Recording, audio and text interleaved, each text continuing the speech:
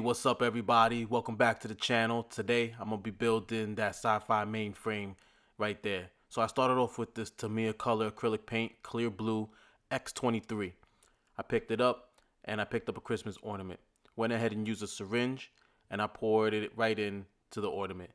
My guess is you can paint it on the outside. I'm sure it'll give a slightly different effect. And if you have the setup, to let it drain out. I chose the inside.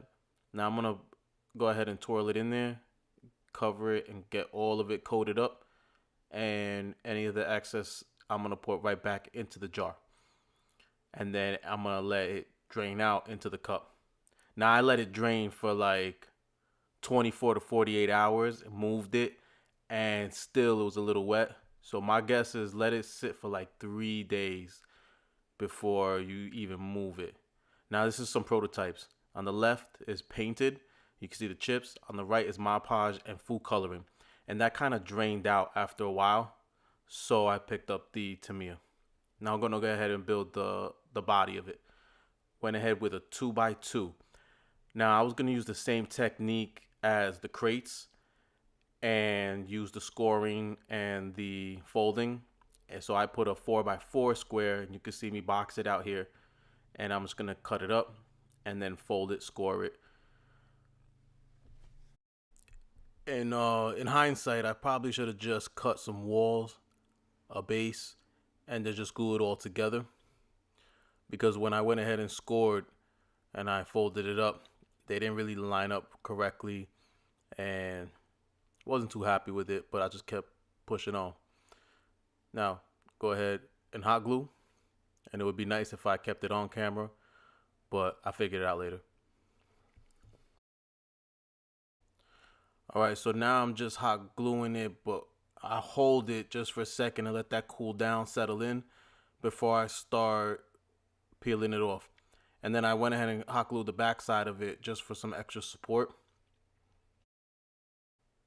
And then, hey, I finally find the camera. There it goes, just peeling it out. A little extra support.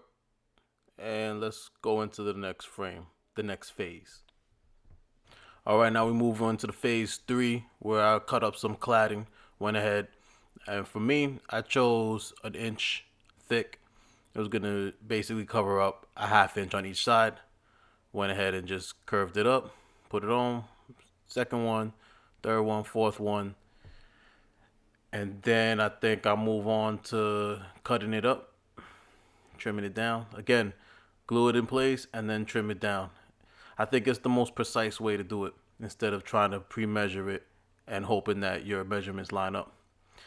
Now from here on out, I'm just gluing things, extra things. So these were laying down right there, so I said, all right, let me just glue it on. And went ahead and just kept that mentality all throughout. And you'll see I lost some footage of gluing every little bit in piece, but I don't think it's too bad. You'll see it over time that some extra pieces start appearing in the video. Now I went ahead and cut up some hexagons. I cut up a whole bunch, and I used a couple for the base.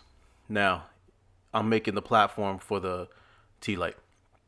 So I went ahead and cut a hole in the center, measured the center, trimmed it up, and just trying to open up that hole.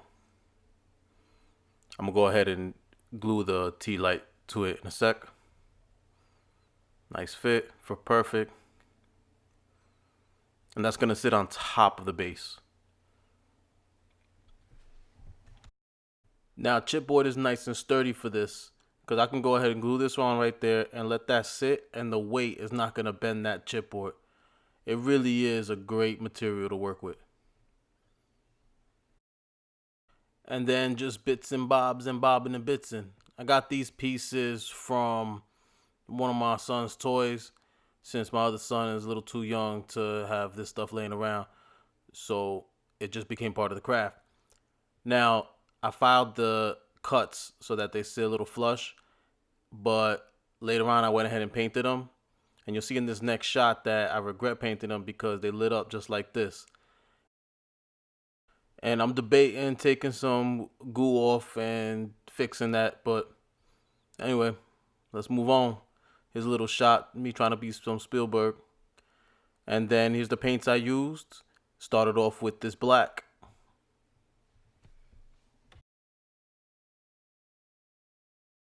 And now it's time to paint on inspiration. So that's that time to cue that music.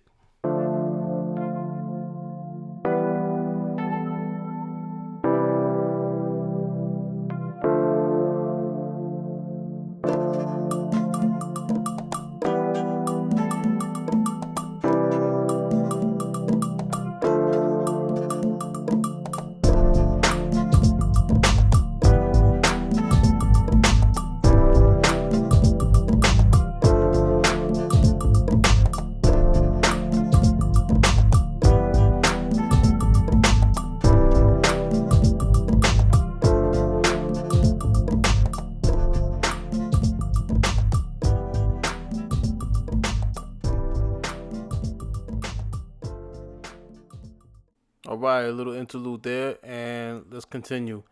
Now, went ahead and tacky glued this on. Now, the glues that I'm using, for the most part, is only because maybe I just didn't have the hot glue ready to go, so I just went and did tacky glue. Sometimes I have the hot glue plugged in. Uh, small workstation problems. That's what I call them. So, went ahead and glued it. It works. Great. Let's let that settle in. And then for the last step, now I went ahead and pre-cut some hexagons. I have a stencil that did that, so I took some cardstock, black cardstock, and used the stencil to get my hexagons. If you have white cardstock, paint it black, paint it blue, paint it onyx. If you have black, you can even paint it still onyx to give it a little shine there.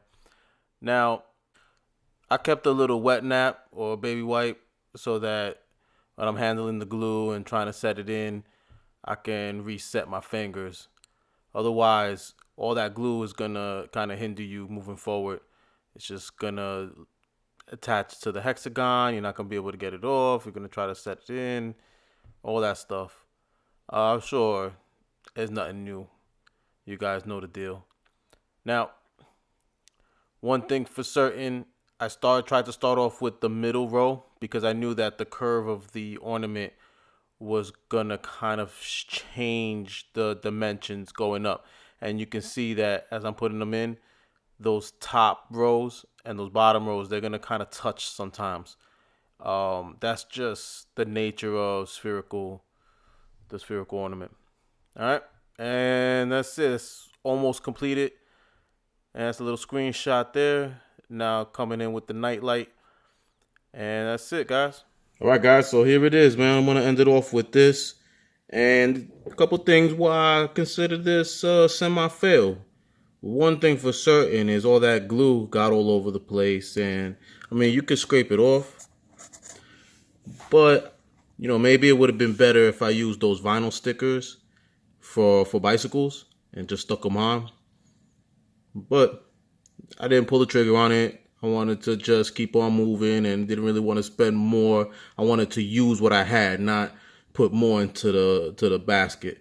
So I came up with this, and I guess it was all right. Another one is, as I move up, I miscalculated going up with the hexagon, so they kind of touch. So I did my best to even it out, but you know, I just went for it.